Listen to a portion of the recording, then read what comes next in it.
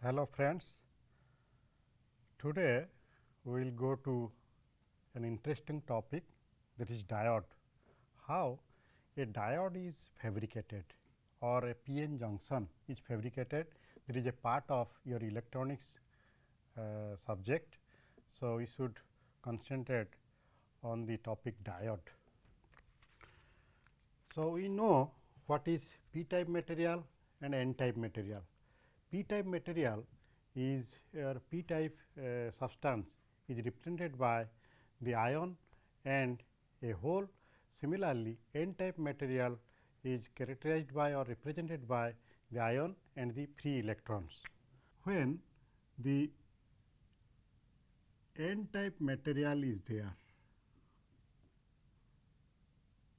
if you put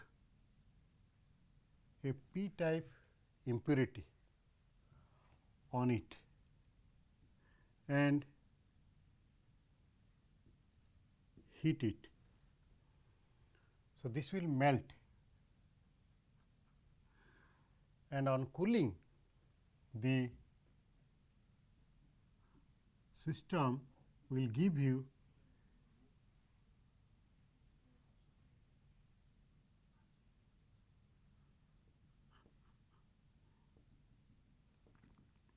this will be your p-n junction.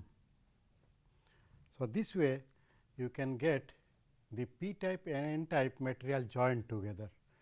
This joining the interface where the p type and n type material are joined or fused together, that is called p-n junction, and this type of mechanism is called fabrication of p-n junction or fabrication of diode.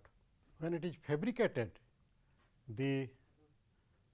during the formation of the p-n junction, an interesting phenomena takes place.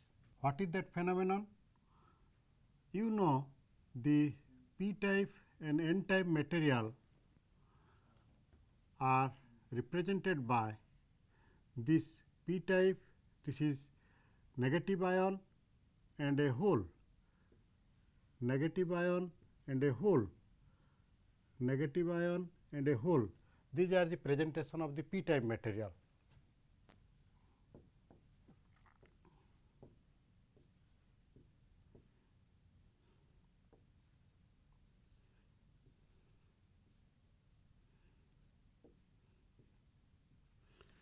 Here it is hole. The hole is mobile, it can move from one place to another place, but the negative ion, that is fixed, that will not move. Similarly, in n type there is positive ion and an electron, positive ion and an electron, positive ion, electron.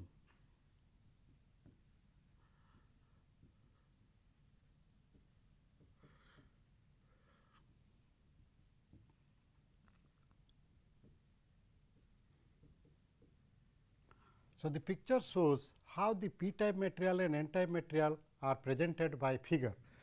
So, this is not movable, this positive ion is not movable. The movable carriers are the hole, that is free, here is electron, that is free.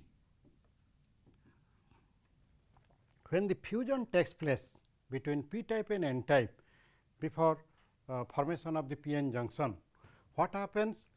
The hole means that is a vacancy of electron, means the electron has been taken out, the space is represented by a hole, it needs a negative charge.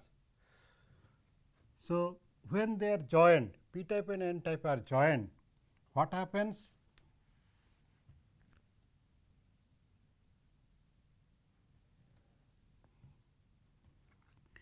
The electron may diffuse to the hole and they will destroy the pair effect. That means, the electron and hole, they will recombine and total they will destroy their pair. Previously, the electron and hole, they have been produced as electron hole pair. Now, due to joining or due to fusion between p and n, so when they are p and n, they are joined.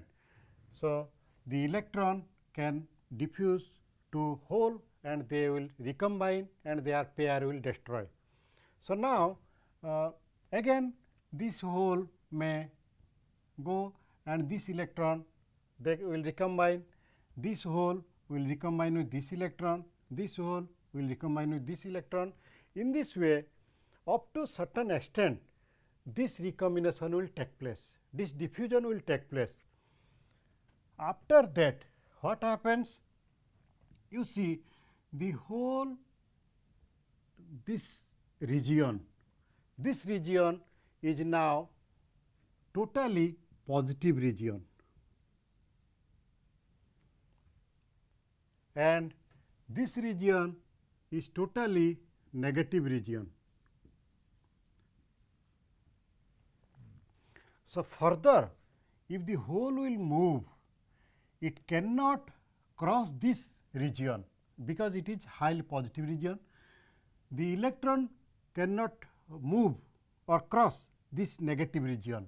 Therefore, further you cannot find the hole in this region or electron in this region.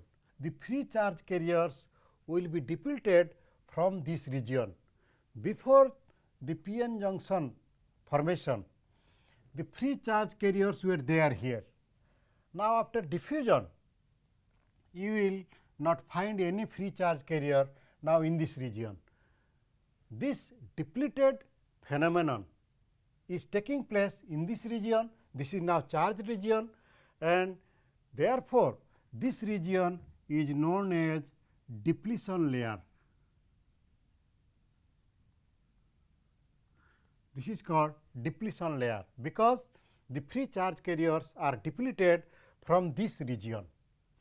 Now, this layer is order of 10 to the power minus 6 meter. This is very thin layer, and this interface is called p-n junction. So, interestingly, now you observe it is your p-n junction, and both sides of the p-n junction you are now getting two charge regions.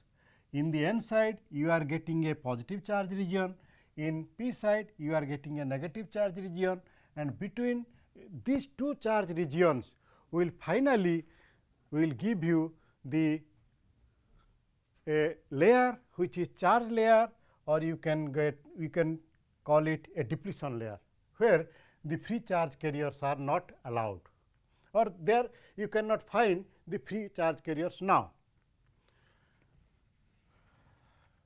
If I take the potential into consideration, then this potential due to the plus charges or positive charges, there will be a potential. For negative charges, there will be a potential certainly below the positive potential, and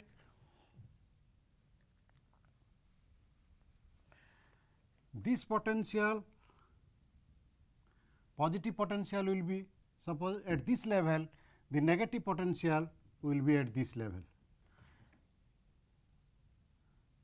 The gap between the two potential level is known as barrier potential, potential barrier. It is barrier potential. Why it is called barrier? Because this layer opposes the free charge carriers to cross the layer. This layer again opposes this free hole to cross the layer, also opposes the free electrons to cross the layer. That way, the region stands like a barrier between the free charge carriers both sides of the layer. That is why it is called a barrier. And the barrier, how can the free charge carrier can cross this barrier? If I supply some energy to this electron, then it can cross the barrier. What is that energy? So, this potential which is needed by the free charge carriers to cross the barrier is potential barrier or barrier potential.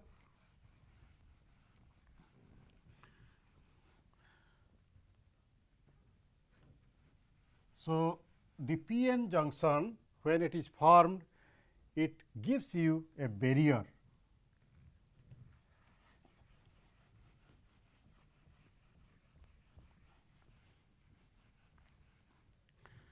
Now, the p side and n side separated by a depletion layer, the whole thing is called a p-n junction diode. If it is p side, is n side, then you can say it is a p-n junction diode, it is your depletion layer. It can be given in symbol. How? The p side and n side. This is your p side, this is your n side. This way you can represent your diode. So, actually when the p-n junction is fabricated, the hole and electron they recombine. That way they uncover the ions. These are the uncover ions. Previously these portions were covered. That means each ion was covered by free hole or free electron. In p side, the ion was covered by free hole. In n side, the ion was covered by free electron. When they are joined due to diffusion, they are uncovered. When they are uncovered, the region becomes charged and they further oppose the movement of the free charge carriers from one side to other side. That is why it stands like the barrier, and the potential needed between two layers is known as barrier potential. Now, the interface between p and n, that is called p-n junction, and the total system you can call it a junction diode or p-n junction diode. Because the potential is there will be a field. Due to this potential, there will be barrier field, and the barrier field will be represented by E0, and that is the direction will be n to p, because this is positive side, this is negative side. The positive to negative side, the barrier field direction will be there. This field will oppose the further movement of the free charge carriers. So, when we join the battery to a diode, then we should be careful about the p side and n side. P side means this is your p type material and this is your n type material. This is just a symbol of diode. So, the width of the depletion layer also matters, and the width is determined by the doping level. So, per unit volume, how many doping impurity atoms are added, that matters. If the doping will be more, then the depletion layer will be thin. If the doping will be less, the depletion layer will be thick. So, accordingly the depletion layer width is decided. So, we need different type of diodes. Suppose you need JENA diode for constant voltage, you have different diodes. So, according to your use in semiconductor devices or in electronics, accordingly you have to dope the matter. Then by doping you can get your required width of the depletion layer, and the depletion layer is very much important while you draw the current, while you are calculating the current through the diode or you are calculating the action of the diode, you should be concentrated on the depletion layer, and the depletion layer is again determined by the doping. So, in this way the diode will matter you and the depletion layer will matter the diode.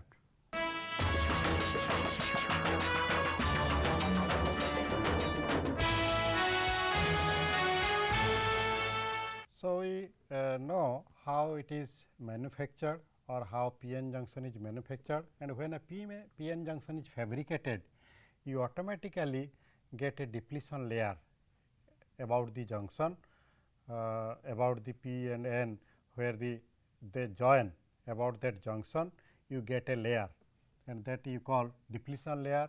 Why it is called depletion layer? I told you that the free charge carriers are depleted, are vacated, are emptied, are taken out, or free charge carriers are not found in this layer. That is why it is called depletion layer. So, what will happen if I connect the battery across the p-n junction or a diode? What will happen? That we should see. What will happen when a battery is connected? When you connect the battery, you call it biasing. So, biasing means any external voltage you connect, any external voltage you apply between a device, and you see what is happening, or you see the response of that external voltage. That finding the responses of a external voltage is called biasing. So, apply the external force, external potential, external voltage, and you apply or you know you analyze the response. That is what we call it biasing. When a p-n junction is there, this is the symbol p type, n type, you connect the positive battery, positive terminal of the battery to p side and negative terminal to the n side, that will be one type. Or there is a diode, you connect the negative terminal of the battery to p side and positive terminal of the battery to n side, that will be another connection. Both the modes have importance. When you connect this way, that means it is called forward biasing.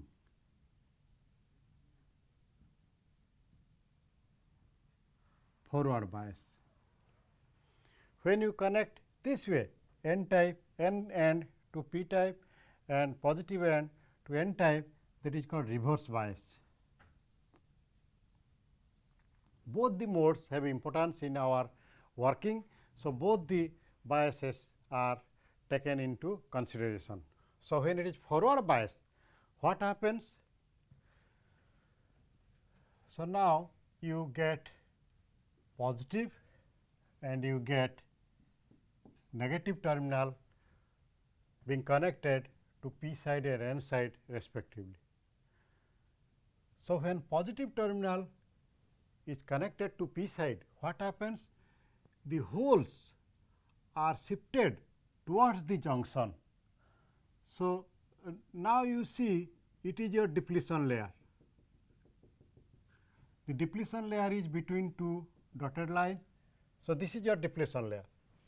When you connect the positive battery or positive terminal of the battery here, the holes will be shifted towards the junction.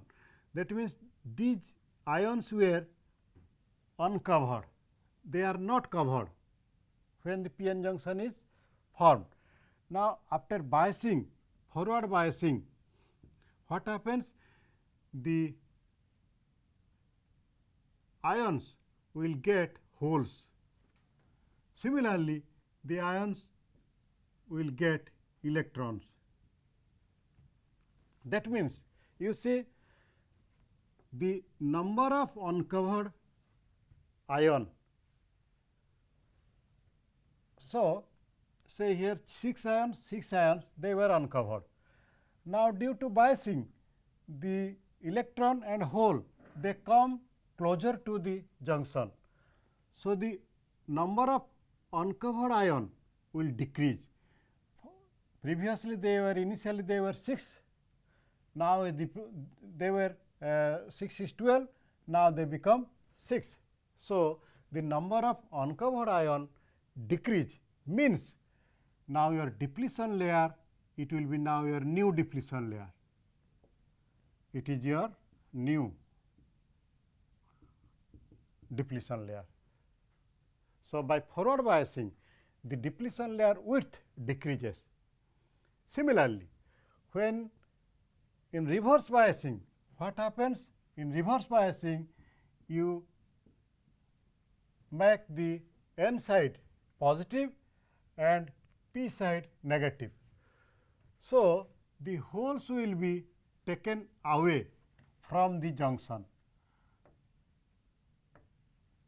and the electrons will be taken away from the junction due to battery.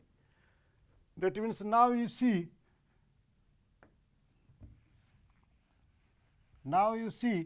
in reverse bias the number of uncovered ion, originally it was 6, 6, 12, now it is 6, 18. That means, the theme is that when you make the diode forward biased, the number of uncovered ion decreases. When it is reverse biased, the number of uncovered ion increases. That means, here the depletion layer decrease width of depletion layer decreases, reverse bias width of depletion layer increases. So, finally, what happens in forward bias?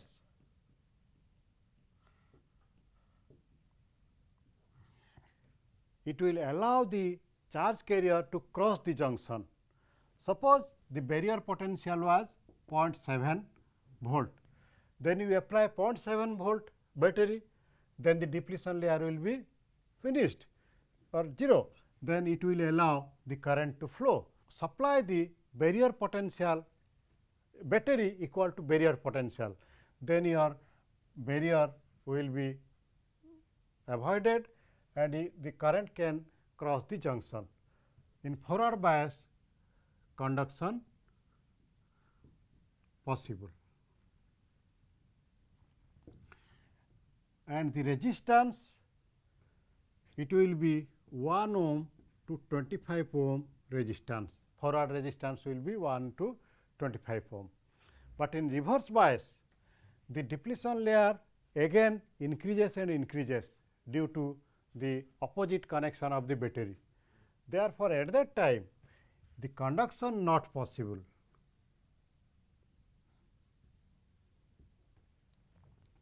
Conduction not, no conduct.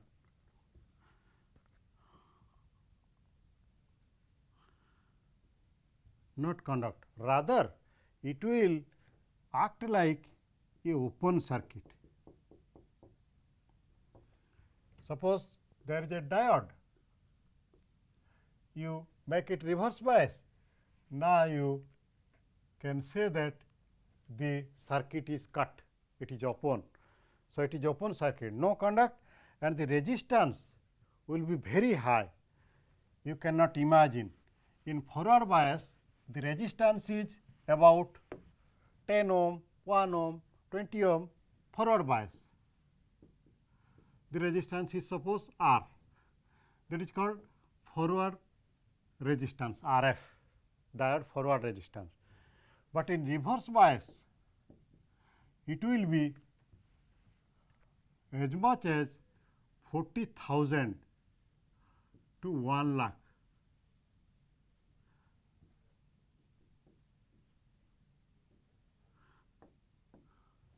If it is silicon diode and it is germanium diode, for germanium diode it is 40,000 times the RF, for silicon diodes around 1 lakh times RF. So, conclusion is that if the diode is forward bias, then it can conduct, but if it is reverse bias, it will not conduct. So, a diode can be represented by, in reverse bias, if it is p side negative, n side positive, then it is equal to this much. It is open switch in reverse bias.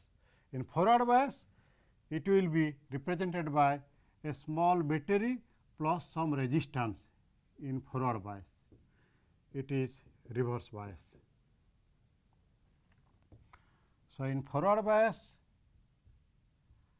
if it is positive, negative, so it will be a small battery, that is 0.7 volt or 0.3 volt. It is germanium, it is silicon, and it is RF. So, these are the equivalent circuits of the diodes. So, diode is having a great resistance or very high resistance in reverse bias. When it is in reverse bias, you can say that the circuit is cut there. So, in reverse bias and forward bias, what was the difference? The forward bias, we can expect the current can flow through the junction, but in reverse bias the current cannot flow, because the depletion layer or the potential is now more, opposing potential becomes more. So, in no bias condition, what happens? In no bias condition, no net current flow through the junction, but in forward bias it is okay, but in reverse bias the charge carriers cannot cross the junction.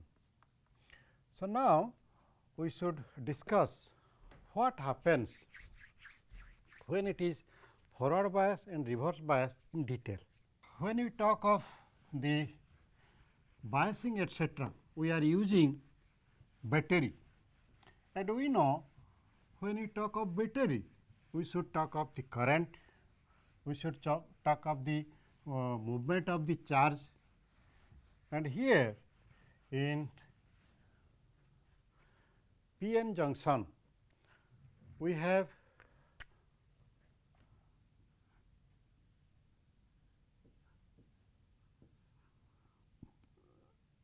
when it is positive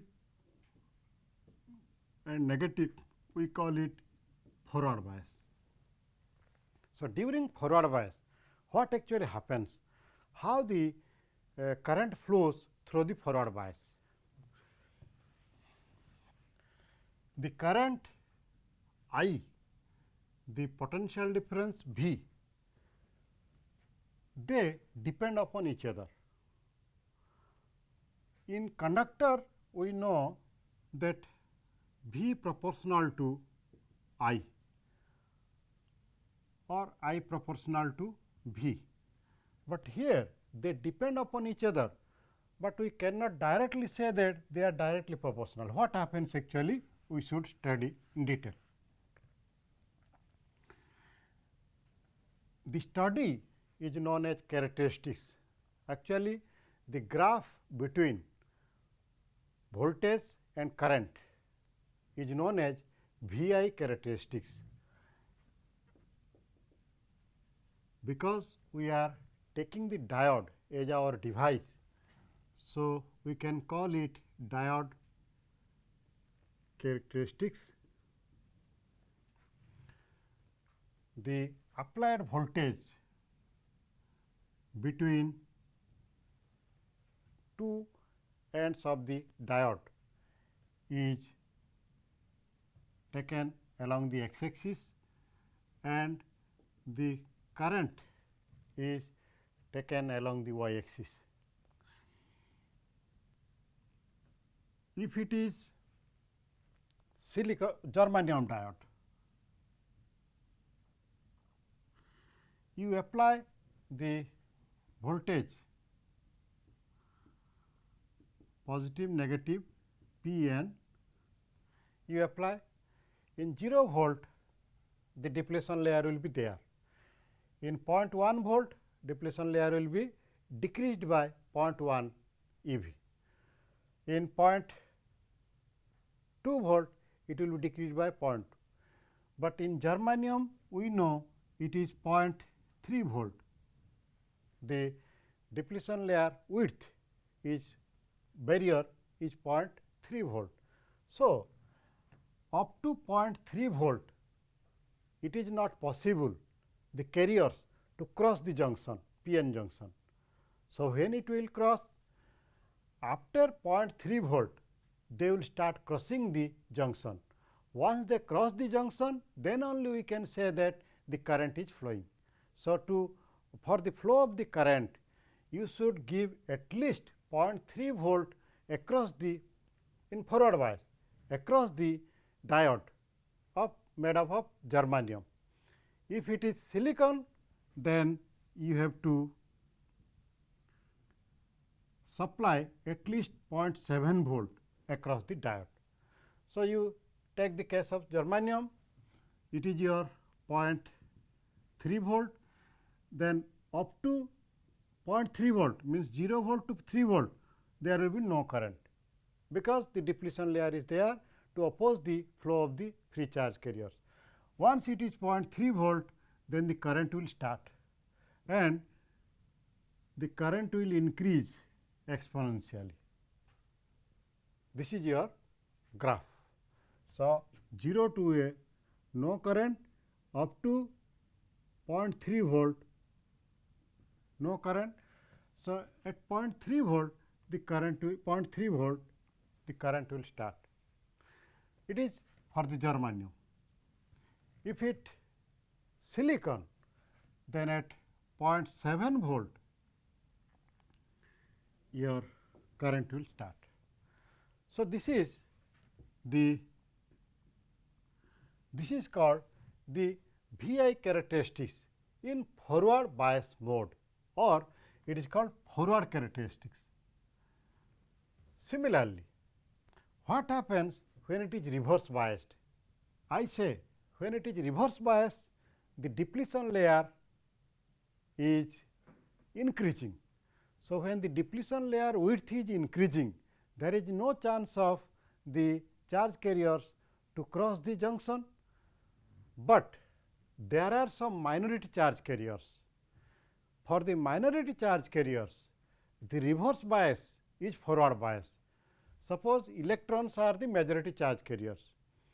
For electrons, the reverse bias is something, but when it is minority charge carrier, the whole will be minority charge carrier and the reverse bias will be forward bias for the whole, because their number is very small. So, in reverse bias the current will flow, but very small current will flow. The current is known as reverse current, or you can say it reverse saturation current, this much reverse saturation current, very small, and this is given by microampere or nanoampere.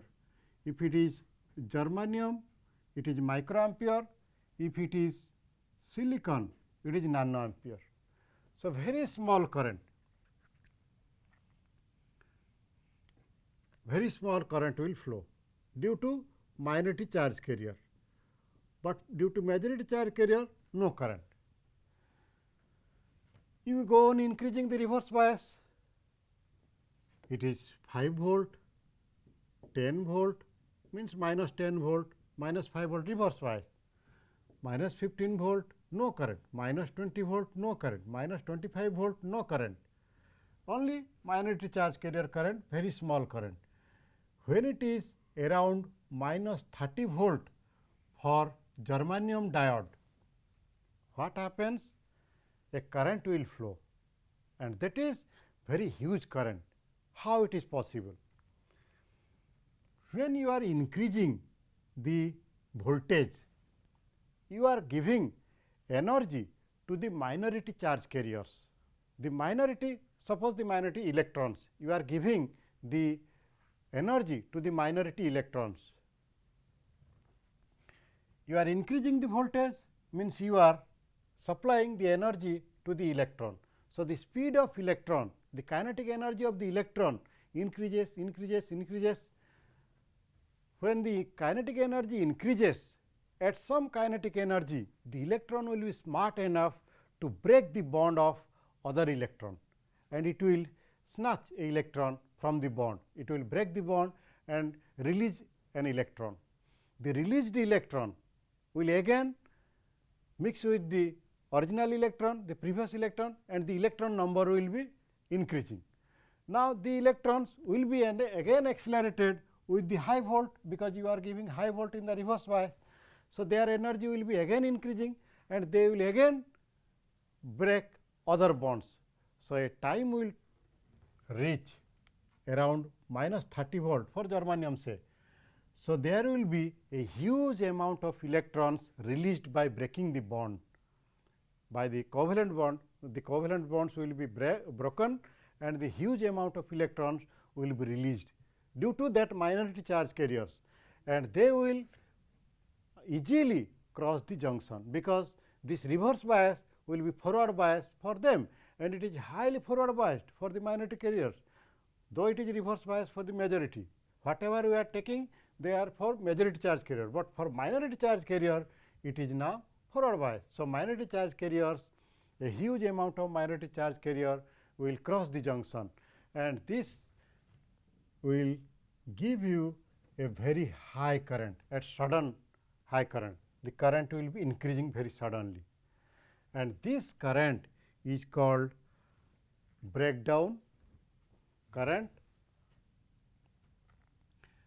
This position where the current flows, this is called breakdown voltage. So, for germanium it is around 30 volt. So, at about 30 volt the breakdown will take place and a huge amount of reverse breakdown current will flow. For silicon it will be little longer, around 40 volt the breakdown current will flow, and its voltage will be about 40 volt. So, for silicon, for germanium. So, if I say what is the VI characteristics of the silicon, you have to draw this way. This is your VI characteristics of silicon. This is your VI characteristics of germanium. You see, it looks like the knee. It looks like the knee. So, it is called knee voltage.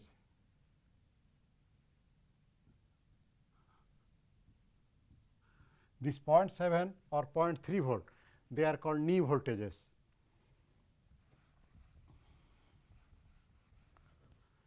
You can calculate the resistance here, voltage and current. You can calculate the forward resistance here. This is your I.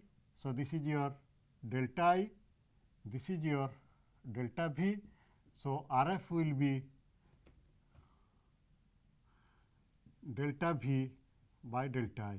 In this way, you can calculate the resistance also. So, in reverse bias, what happens? The current flows at very high voltage, and this is also required for our case. If it is JENA diode, then we deal the JENA diode in reverse bias region only. Forward bias region is ordinary diode, but JENA diode has a very importance in reverse bias region. So, the diode current is represented mathematically by I diode equal to I s e to the power q v by n k t minus 1. I d means diode current, I s is this one, reverse saturation current. If it is forward bias, then everything is positive. Everything is positive means it is very high. This term is very high. So, one can be neglected. So, your current will be I s into this one, and this is exponential. This is e to the power q v by n k t. Here q is the charge of electron, v is the potential applied, and n is 1 or 2 depending upon where it is silicon or germanium, k is t is your absolute temperature of the junction. If it is reverse bias, then what happens? If it is reverse bias, then your minus V is taken more, the positive value and minus sign. So, this will be very small, it can be neglected. E to the power very high quantity will be neglected. So, I d will be I s into minus 1, that is minus I s. This is your minus I s. So, you see this is your minus I s saturation current. So, in reverse bias you get this much, in forward bias you get this much. So, this is possible.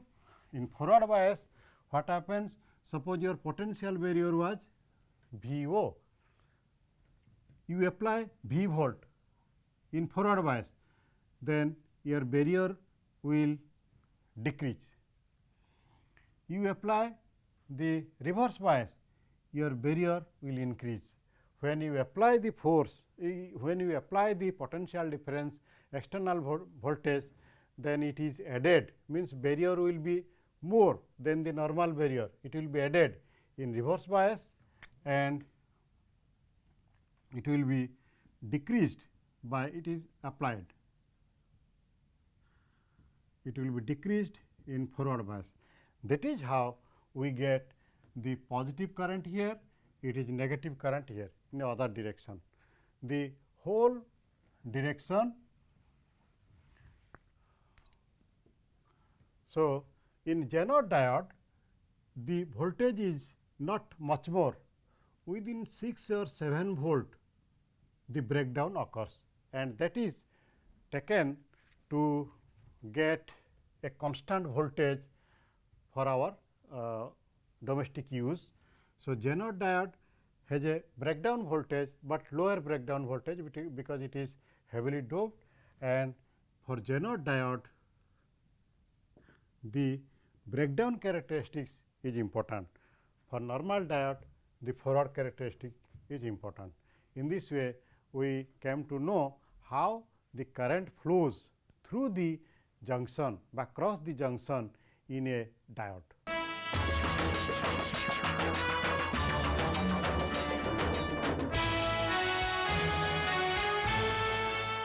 So, friends, we completed how the current is flowing through the diode. So, now we shall work out two problems, simple problems on diode. So, let me work out the problem.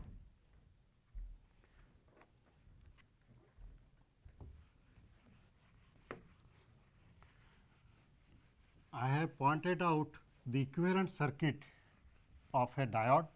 If a diode is there, you can draw the equivalence of the diode, then you can solve the problem. Suppose a problem is given, an AC signal is there, the AC signal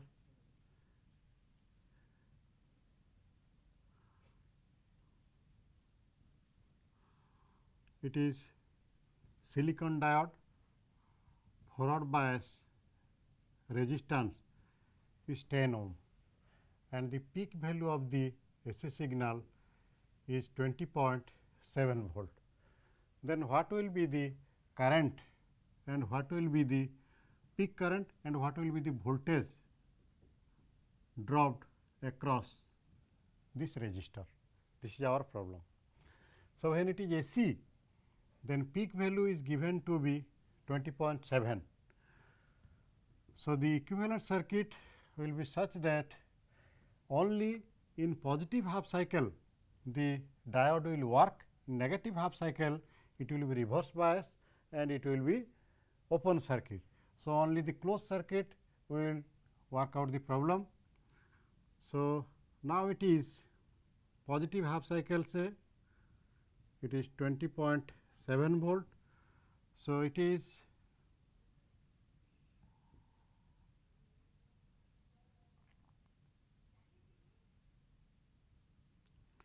10 ohm, it is suppose V diode volt, because it is silicon. then the new that is 0.7 volt.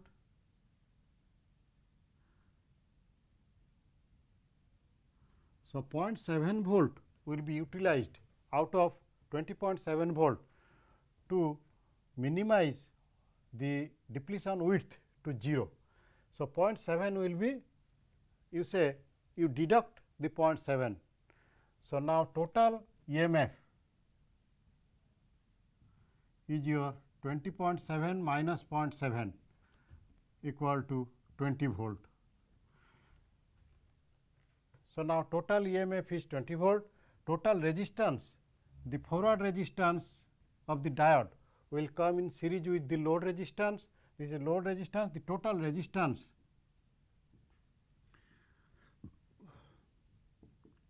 ten ohm, 490 ohm, that is 500 ohm.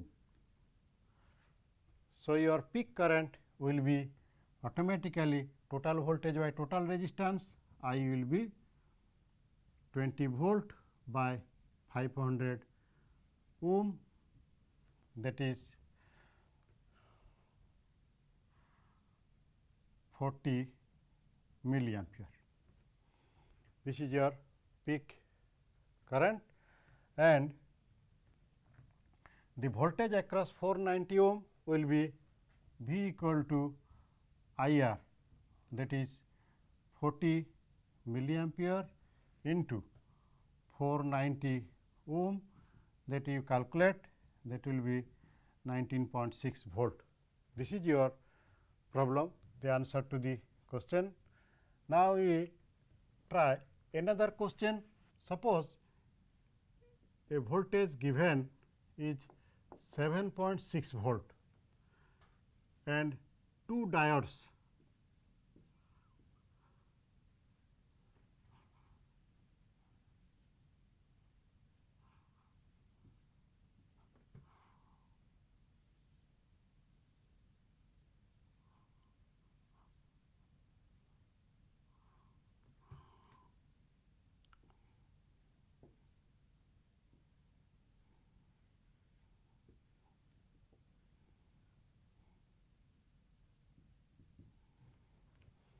suppose they are germanium diodes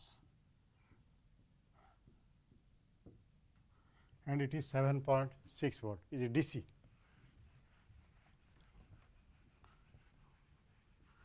If it is DC, then here it is positive, positive, positive, positive. You see, the negative side is positive, means it is reverse bias. In negative side is positive, this is reverse bias. This is positive side is positive, P side, that means it is forward bias. It is also forward bias. So, when it is reverse bias, you can neglect the diode or you can just make it open circuit. We have discussed it. So, in reverse bias, it will not conduct, the resistance will be very high. So, you make it open circuit. You make it open circuit. So, now your circuit becomes this one your circuit. So, you neglect these branches. So, your circuit becomes this one. Again you get the equivalent circuit here, and the germanium diode, the RF is given to be 5 ohm. Suppose you have to calculate the current in 25 ohm.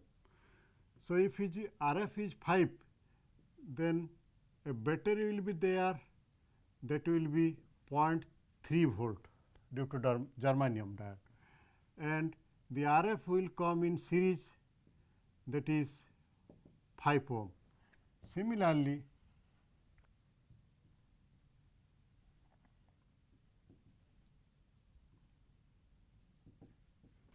so this 0.3 volt, this 0.3 volt, they are utilized to neglect, to minimize the potential barrier or to vanish, to just omit the potential barrier.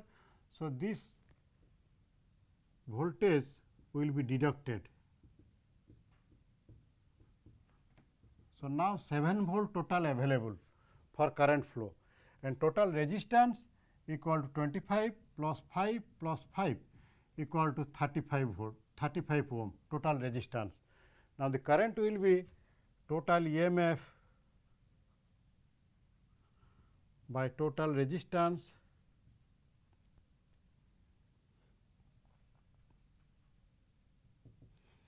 that is 7 volt by 35 ohm, that is 1 by 5 ampere or 0.2 ampere or 200 milliampere.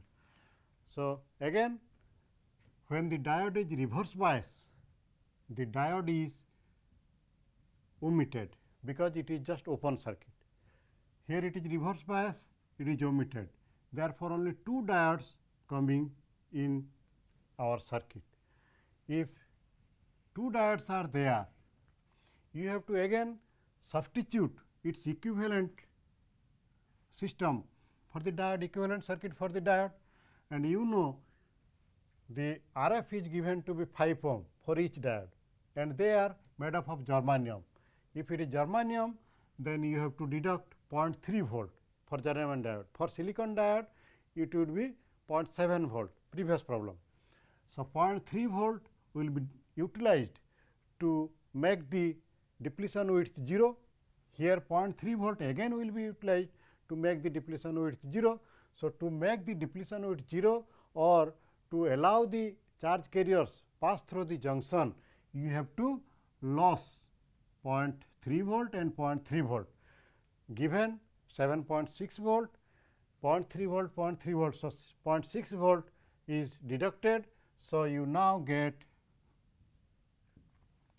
7 volt. It is your now total voltage and total resistance. The forward resistance of 2 diodes will come in series. So, they will be added with 25 ohm. So, the total will be 35 ohm. So, now it is your simple circuit. Total voltage will be 7, total resistance will be 35, just you divide. So, 1 by 5 ampere or 0.2 ampere, 200 milliampere. So, I think it will enhance your knowledge about the diode and solving the problems on diode. Thank you.